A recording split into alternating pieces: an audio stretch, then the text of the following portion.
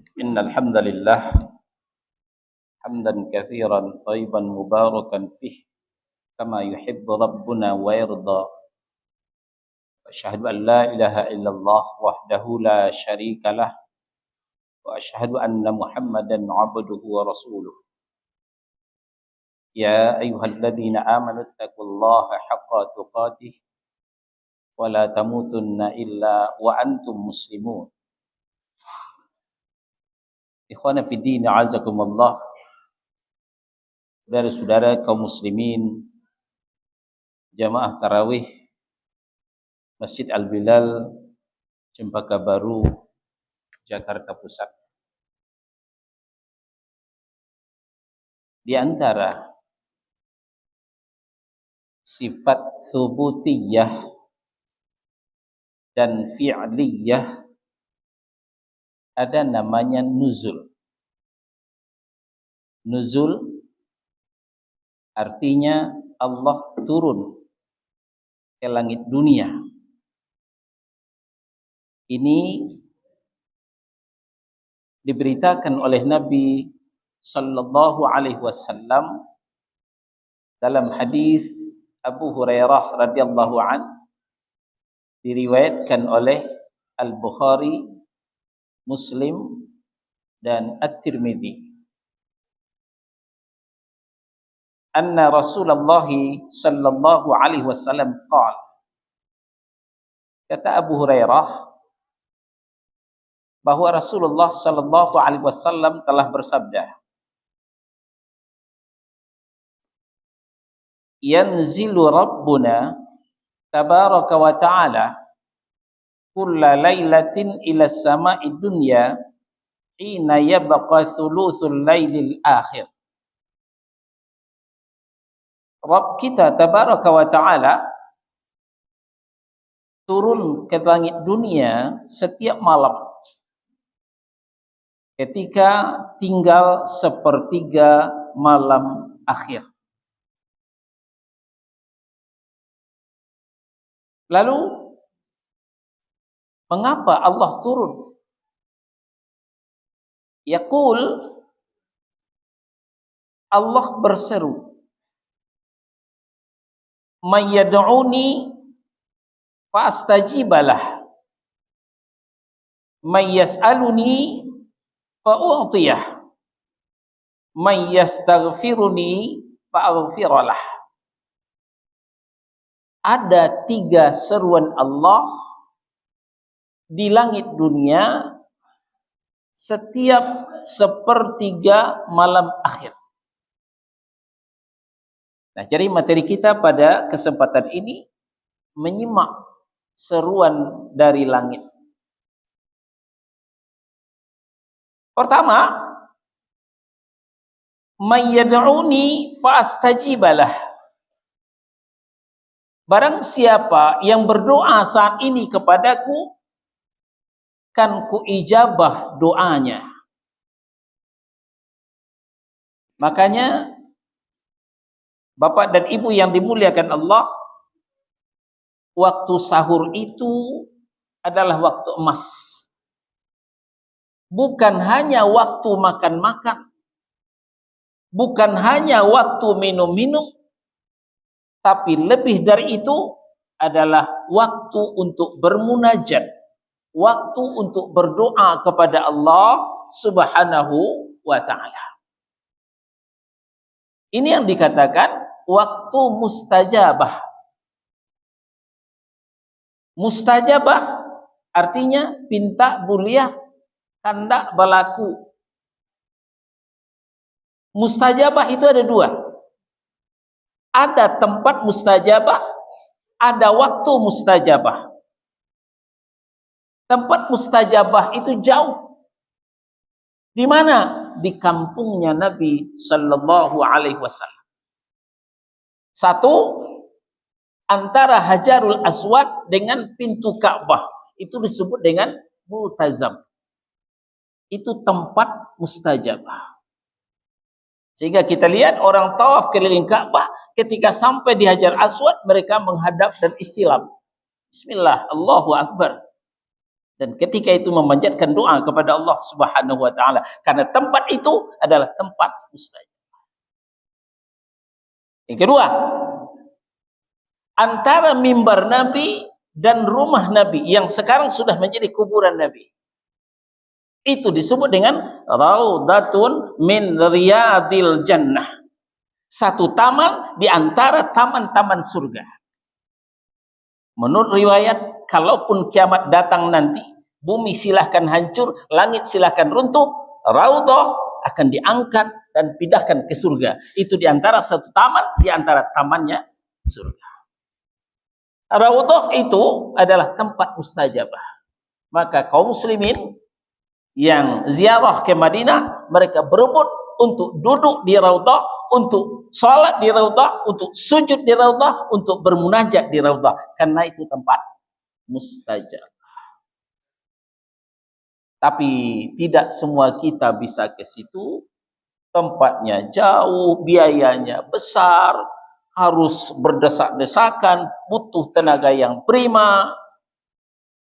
Maka ternyata Allah itu adil. Bagi kita yang tidak bisa ke tempat mustajabah, ada lagi waktu mustajabah, yaitu sepertiga malam akhir. Nah, makanya kehidupan para ulama itu, setelah sholat isya tidur. Kalau bukan Ramadan ya. Kalau bukan Ramadan. Setelah sholat isya tidur. Kapan bangunnya? Bangunnya jam 2 malam. Lalu tahajud, kemudian berdoa. Beda dengan kita. Kita habis sholat isya ngapain? Ngobrol, ngalur ngidul, nonton TV, nonton YouTube. Tidurnya kapan? Tidur jam 11, jam 12. Lalu bablas, kadang-kadang subuh kesiangan. Itu kita. Kita secara umum, maaf kita tidak menunjuk hidung, kita tidak menyebut nama. Jadi, contoh dari para ulama, habis isya itu tidak ada acara. Kecuali Ramadan ini. Bangun sepertiga malam akhir, lalu berdoa kepada Allah Subhanahu wa ta'ala. Karena Allah yang mengatakan, mayyad'uni fastajibalah. Siapa yang berdoa saat ini kepadaku, akan kuijabah doanya. Dua. Mayyas'aluni fa'u'tiyah.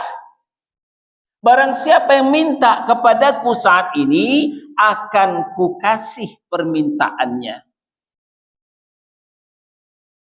Apa bedanya doa dengan minta? Bagi kita mungkin sama saja.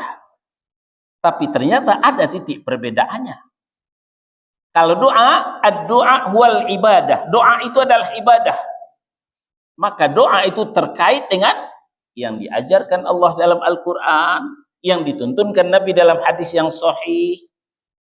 Contoh, Rabbana la tuzigh qulubana ba'da idh hadaitana wa hab lana min ladunka rahmah innaka antal wahhab. Wahai Rabb kami, jangan kau gelincirkan kami setelah kau berikan hidayah kepada kami. Berilah kami kurnia dari sisimu, kurnia keistiqamahan. Innaka antal wahhab, sesungguhnya engkau maha pemberi kurnia. Ini doa ibadah, ada dalam Al-Quran. Kemudian yang semakna dengan itu, Nabi juga menuntunkan kepada kita, ya muqallibal qulub, ya Allah yang membolak-balikkan hati, tsabbit qalbi ala dinik, tetapkan hatiku di atas agamamu. Jangan pagi beriman, sorenya kafir. Sore beriman, paginya kafir. Ya, karena termakan fitnah syubhat. Jangan ya Allah. Ini namanya doa ibadah. Ada dalam Al-Quran, ada dalam hadis Nabi. Lalu kalau permintaan sesuai dengan hajat, sesuai dengan keperluan, walaupun tidak ada dalam Al-Quran, tidak ada dalam hadis. Contoh, ya Allah, saudaraku diopnam di rumah sakit Islam, ya Allah, sembuhkan dia ya Allah. Ada nggak dalam Quran? Nggak ada. Ada nggak dalam hadis? Nggak ada. Nah, itu para ulama menyebutnya dengan doa masalah. Doa sesuai dengan hajat, doa sesuai dengan kebutuhan.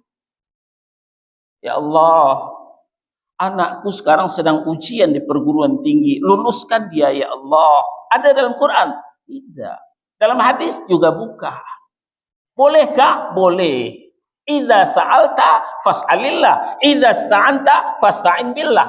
Pesan Rasulullah kepada Abdullah ibnu Abbas diriwayatkan oleh At-Tirmidzi. Kalau minta kepada Allah, kalau minta tolong juga kepada Allah. Jangan minta tolong kepada batu kuburan. Jangan minta tolong kepada orang mati. Nah, ini seruan yang kedua. Seruan yang ketiga, may yastaghfiruni fa'aghfiralah. Siapa yang minta ampun kepadaku saat ini, akan kuampuni dosanya. Istighfar, mohon ampun. Nah, makanya ada jemaah tanya, Ustaz, kita kan sudah tarawih, sudah witir, iya. Lalu malam jam 2 kita qiyamul lail lagi, boleh nggak? Boleh, tapi tidak terlalu urgen. Kenapa tidak terlalu urgen? Karena pahala solat semalam suntuk sudah dikantongi. Man sholla ma'al imami hatta yansarifa usiba lahu qiyamul lailah. Barang siapa yang solat bersama imam sampai selesai, dihitungkan untuknya pahala solat semalam suntuk. Untuk apa lagi? Sama dengan kita kondangan. Kan banyak tuh di gedung makanan yang enak, minuman yang lezat. Saya sudah habis 2 piring Ustaz, boleh nggak nambah piring ketiga? Boleh. Piring keempat silahkan. Mau 10 piring, kuat nggak? Nggak ada halangan. Tapi alangkah baiknya nasi itu setengah piring saja. Cobain satenya, cobain sotonya, somainya, macam-macam menu di gedung undangan itu. Kita anggap Ramadan ini kita sedang diundang oleh Allah Subhanahu wa taala. Banyak menu dalam Ramadan ini. Menu qiyam, menu tilawah, menu istighfar. Nah, ini kita bicarakan. Menu solawat. Kita cukupkan solat 11 rakaat sesuai dengan berita dari Aisyah radhiyallahu anha bahwa Rasulullah tidak pernah menambah solatnya dari 11 rakaat, baik dalam Ramadan maupun di luar Ramadan. Kenapa? Pahala solat semalam suntuk sudah dijamin oleh Nabi Shallallahu Alaihi Wasallam. Alangkah baiknya kita lebih konsen dengan tilawah. Tamatkan malam itu 1 juz, minimal 2 juz kalau lebih baik. Lalu kita istighfar. Astagfirullah wa atubu ilaih. Soal redaksi silahkan. Yang penting pernah diajarkan Nabi. Mau astaghfirullahalazim, mau astaghfirullah wa atubu ilaih, mau Allahumma anta rabbi, silahkan. Tapi tidak usah dilenggak-lenggokkan. Astaghfirullah rabbal bara. Itu nyanyi, bukan istighfar namanya. Kalau istighfar berbisik, cukup telinga kita yang mendengar, tidak usah dinyanyikan. Ya, tidak usah dikencangkan. Tidak usah orang tahu kita beristighfar. Astagfirullahaladzim. Begitu. Itu didengar oleh Allah dan dosa kita diampuni oleh Allah Subhanahu wa ta'ala. Kita punya dosa enggak? Kita punya dosa enggak? Punya. Siapa yang tidak punya dosa? Tunjuk tangan. Enggak ada di antara kita yang tidak punya dosa. Kullu bunu Adam khata'un. Setiap anak cucu Adam itu berdosa. Pak Ustadzkah kita, Pak Hajikah kita, Bu Hajahkah kita. Hanya Nabi dan Rasul yang maksum dari dosa. Nah, ini bedanya kita dengan Syiah. Kalau Syiah, imam mereka juga maksum katanya. Termasuk Khomeini yang mati kemarin, juga maksum katanya itu. Kalau Ahlus Sunnah wal Jamaah berkeyakinan hanya Nabi dan Rasul yang maksum. Selain Nabi dan Rasul termasuk sahabat Nabi.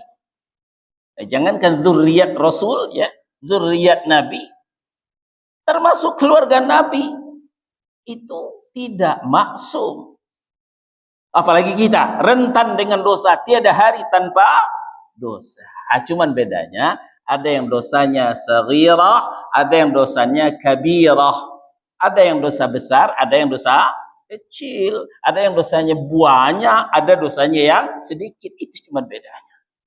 Maka dari itu Allah beri kesempatan kepada kita untuk minta ampun kepada Allah Subhanahu wa ta'ala. Apalagi kepada kita dihadapkan bukan hanya fitnah syubhat, juga fitnah syahwat. Seperti dalam Ali Imran surah yang ketiga ayat 14. A'udzubillahi minasyaitonir rajim. Zuyyina lin-nasi hubbus syahawati minan nisa' wal banina wal qanatiril muqantarah minadh dhahabi wal fiddah wal khailil musawwamah wal an'ami wal harth. Dzalika mata'ul hayatid dunya wallahu 'indahu husnul ma'ab. Dijadikan terasa indah dalam pandangan manusia cinta terhadap yang diinginkan. Apa? Pertama, wanita. Pertama, kita laki-laki mencintai wanita. Manusiawi. Kalau ada yang tidak mencintai wanita, perlu dipertanyakan kelaki-lakiannya. Tanda laki-laki mencintai wanita. Itu fitnah syahwat.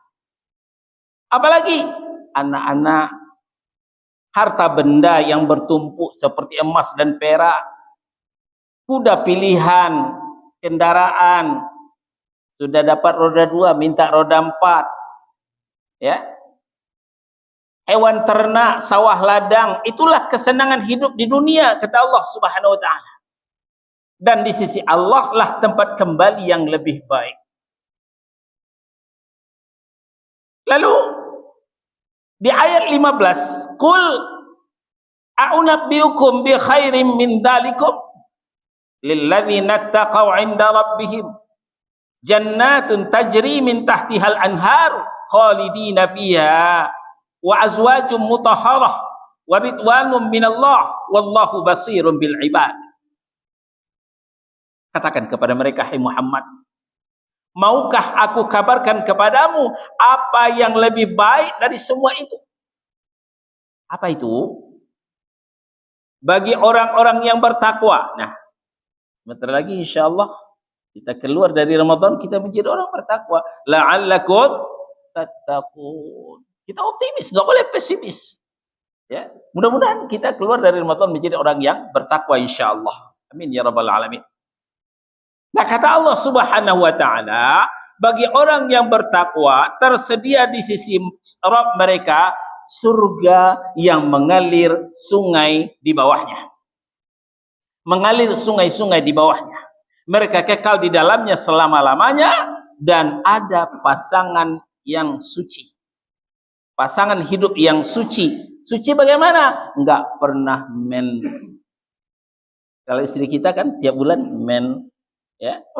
Di surga enggak pernah menstruasi dan juga tidak pernah mencret. Ya, suci. Itu keistimewaan di dalam surga. Serta ridha Allah. Nah, ujung ayat wallahu basirum bima, ya. Wallahu basirum bil ibad. Ya. Allah itu memperhatikan hamba-hambanya. Wah, ini yang luar biasa.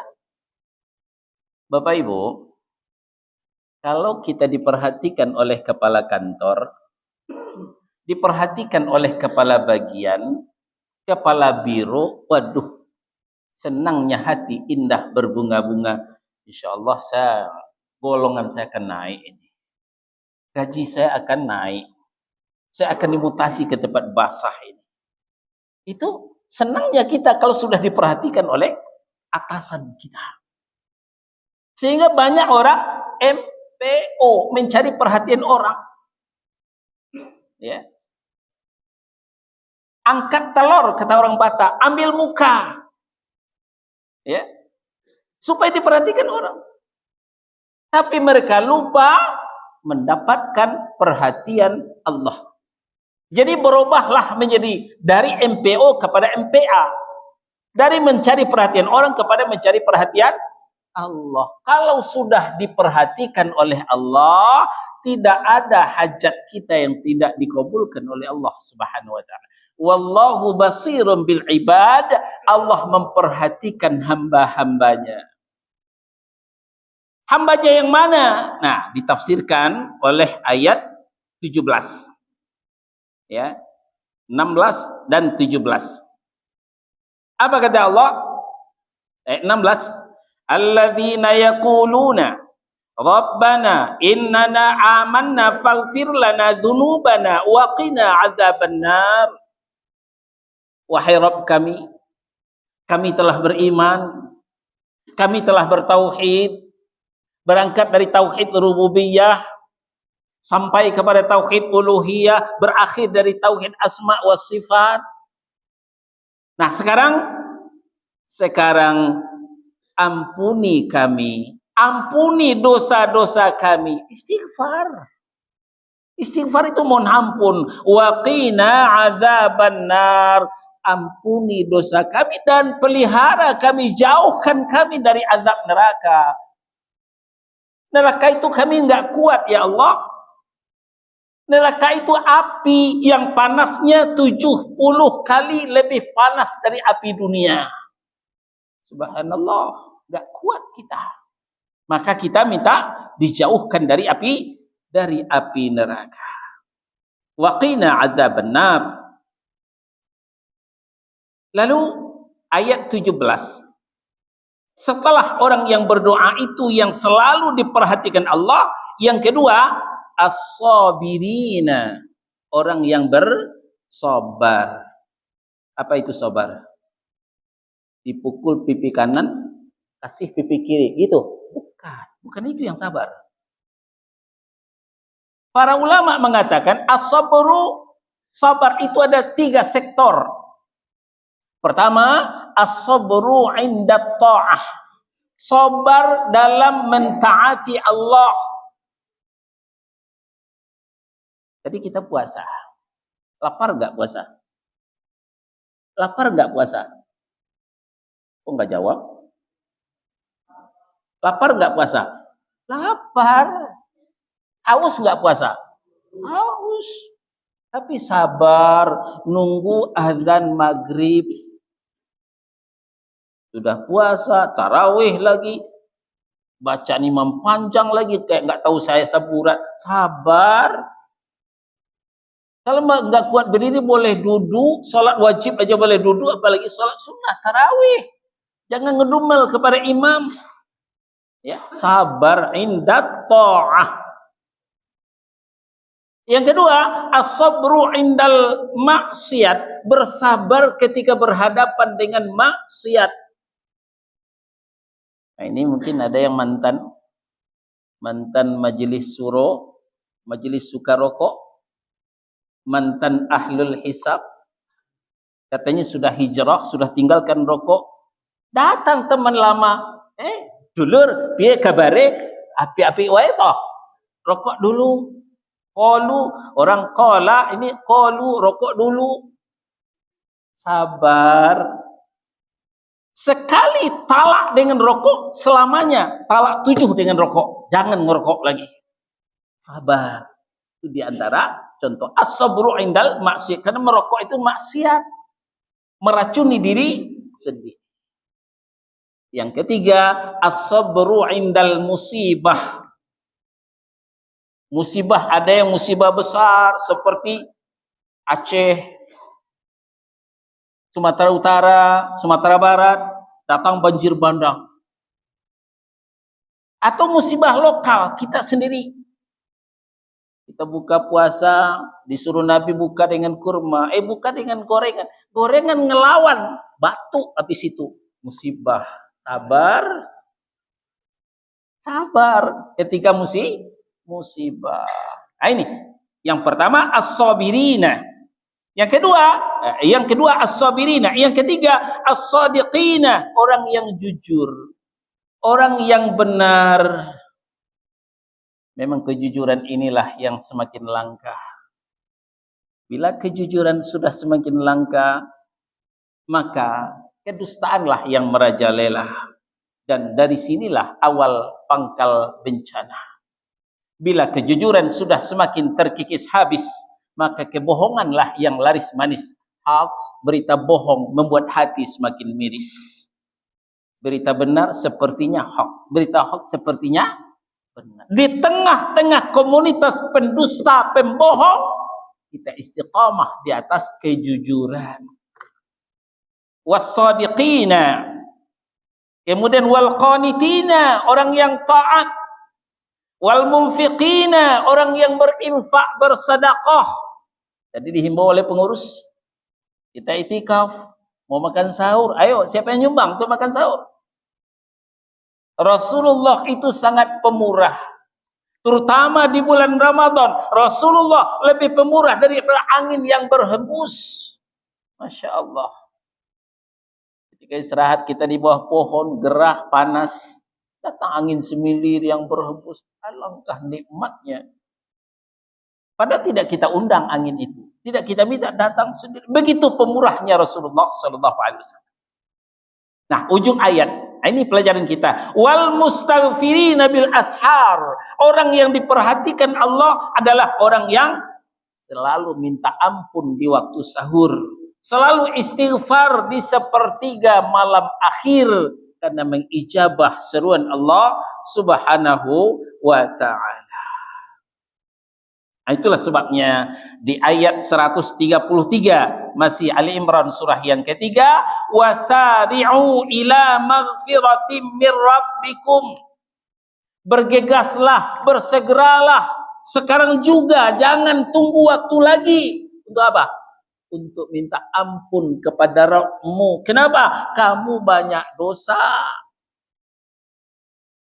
Jangan pernah ngomong, apa dosa saya ya? Banyak dosamu. Ya. Ketika dapat musibah, apa dosa saya ya? Banyak dosa kita, maka perbanyaklah istighfar. Rasulullah saja yang maksum, tidak kurang dari 100 kali beliau minta ampun kepada Allah Subhanahu wa ta'ala. Astaghfirullah wa atubu ilaih, astaghfirullah wa atubu ilaih. Kita bagalemak peak jodoso tapi istighfar malih. Ya. Bergelimang dengan dosa tapi istighfar ogah. Maksiat rajin, istighfar ogah. Itu kita. Nah, jadi kita simpulkan saja, kita nggak berpanjang-panjang. Ada 3 seruan dari langit yang perlu kita ijabah. Pertama apa tadi? Ya. Kata Allah Subhanahu wa ta'ala, "May yad'uni fastajibalah." Siapa yang berdoa kepadaku saat ini akan kuijabah doanya. Yang kedua, "May yas'aluni fa'u'tiyah." Barang siapa yang minta kepadaku saat ini akan kukasih permintaannya. Yang ketiga, "May yastaghfiruni fa'ughfiralah." Aku akan ampuni dosanya. Barang siapa yang minta ampun kepadaku saat ini akan kuampuni dosanya. Sahih riwayat Al-Bukhari, Muslim, dan At-Tirmidzi. Mudah-mudahan di sisa-sisa penghujung Ramadan ini kita menghabiskan waktu sahur bukan hanya untuk makan, bukan hanya untuk minum, tapi juga untuk berdoa, bermunajat kepada Allah, meminta segala sesuatu. Jangan malu-malu minta kepada Allah. Para ulama sendalnya putus minta juga kepada Allah. Bayangkan. Jadi dari hal yang sekecil-kecilnya sampai kepada hal yang sebesar-besarnya minta kepada Allah Subhanahu wa ta'ala. Dan yang ketiga, minta ampun kepada Allah Subhanahu wa ta'ala. Subhanakallahumma wa bihamdika asyhadu an la ilaha illa anta astaghfiruka wa atubu ilaik. Wassallallahu ala nabiyyina Muhammadin wa ala alihi wa sahbihi wasallam. Barakallahu li wa lakum. Wassalamu alaikum warahmatullahi wabarakatuh.